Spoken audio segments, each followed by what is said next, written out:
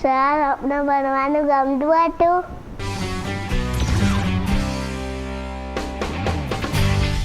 ભણવું એટલે વાંચવાનું ઓછું ગમતું પહેલાં મને. ગણિત મારો ફેવરિટ સબ્જેક્ટ. એટલે પણ અત્યારે તો હું એવું 100% કહી શકું કે ભણવું જરૂરી છે. એટલે ભણવાનું આમ મને તો ઘણી વખત એવો વિચાર આવે છે કે આ ભણવાનું શોધ્યું કોણે,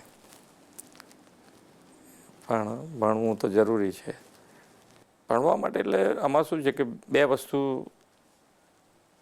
જ્યારે તમારો અભ્યાસ કાળ છે એટલે કે તમારી સ્ટુડન્ટ લાઈફ છે, તે બધી જ તમારે બીજા બધા વિચારો કર્યા કરતાં ભણવા ઉપર જ ધ્યાન કેન્દ્રિત કરવું પડે.